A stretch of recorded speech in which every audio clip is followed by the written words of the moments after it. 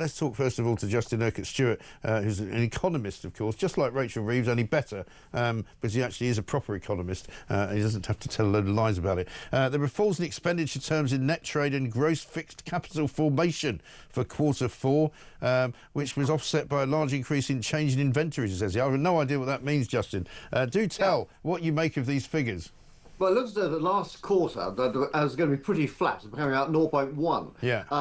So growth, but pretty close to zero. Yeah. And you have to be careful with these figures anyway, because the variability on these are really quite significant. Now, the figures actually to look at, and we need some more detail on this, is what's happened in previous quarters. Now, it's quite possible getting some information to say that previous quarters might have actually been improved slightly as better data starts coming through. Now, if that is the case, then that means that we might be seeing a little bit more growth for last year. But certainly at the moment, it's not coming through in terms of confidence as yet. But also, are we not basically? I mean, we're sort of flatlining, really, aren't we? I mean, it's either minus 0.1 or plus 0.1. They might be rounded it down to minus 0.2. You know, it's just there's not much going on, really. Yeah, I mean, mine is 0.1 up, 0.1 down. It's virtually flat. There may be some slightly better figures for last year coming through, but either way, you're still not seeing that confidence coming through. Now, what do we have to see to do it? Well, as we've discussed before, actually, it's not a matter of government expenditure. Government actually encouraging expenditure through tax breaks and things like that. We've got the enterprise investment schemes. We could be doing that regionally, focusing on those areas of success, such as those technology centres that we've got.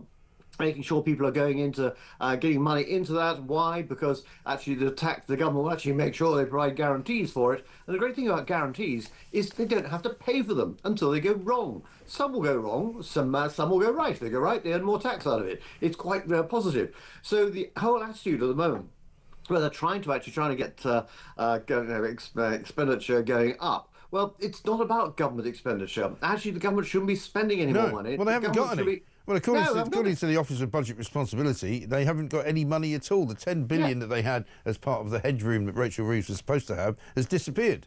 Yeah, so, don't even go down that track any further. Actually, just go back to the ways that we know work. Yeah. If you actually create incentives for actually people to say, right, here you are, here's 50% back to make sure, guarantee that your business, to invest in your business, then fun enough, it'll work. Now, also, instead of actually coming up with ideas such as, well, here's a new idea, a new runway at Heathrow. We've been discussing that for 30 years. Yeah. Or a better railway line between Oxford and Cambridge. That's utterly ridiculous.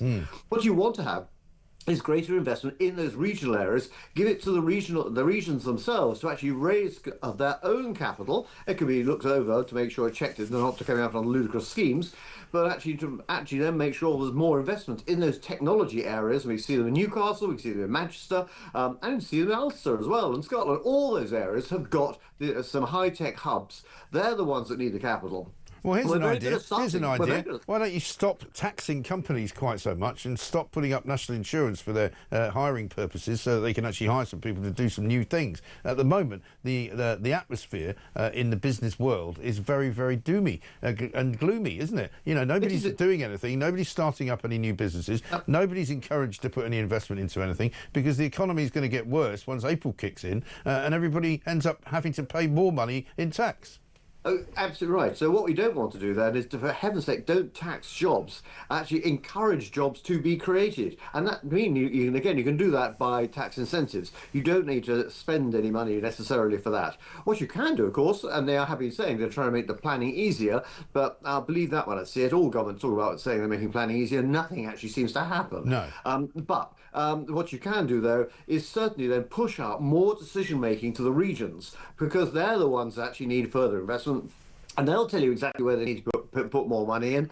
Some of the areas that you need in terms of whether it's infrastructure, such as the dual carriageways going across from Newcastle over towards Carlisle, or other areas such as the railways across the northern cities. All those areas where there been some idea, some starting of development there, but not of any particular scale. Yeah. So, again, there's no shortage of money in this country. You don't have to use government money. No. Well, government doesn't have any money. I mean, I'm to point this out. There's no government money. I mean, there was an exchange in Parliament yesterday about how much money the police had and about how much money various public sector businesses had. And I mean, incredibly, it was, what's the name, Jess Phillips, who was defending the Treasury, saying, well, where do you think the Treasury get their money from? It's the Treasury's money. And I think it was the Tory on the other side was like, you know, the money comes from the taxpayer. The Treasury doesn't have any money. It's as simple as that. Treasury has, you're quite right, Treasury has no money. It's our money that they've got. And so as far as I'm concerned, they shouldn't be spending any more of our money doing those things. In fact, what they also can be doing, they've got the quantitative easing money, but all that money they borrowed for that. The borrowed money, They borrow money, but of course they also own quite a lot of those assets. One of the largest holder of government debt is the government or the Treasury, and so twice a year you get a coupon or a dividend coming through, which will probably earn every year, probably tot up at around about £20 billion. And that's an awful lot of money suddenly coming through. So actually, you could be starting to cross off both sides of the balance sheet there to actually start reducing some of that debt and selling off some of those bonds, which would then actually cross off some of the debt as well. And you start seeing some more positive movement. Yeah. So I mean, actually, the bottom line, though, Justin, is that we are not in a good place, and we're not going to be in a good place for quite a long time, right?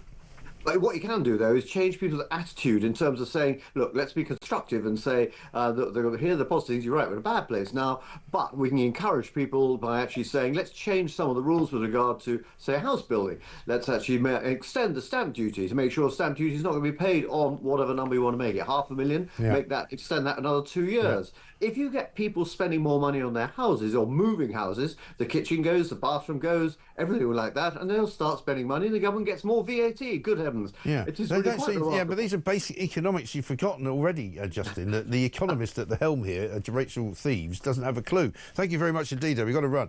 Justin Urquhart-Stewart there. We need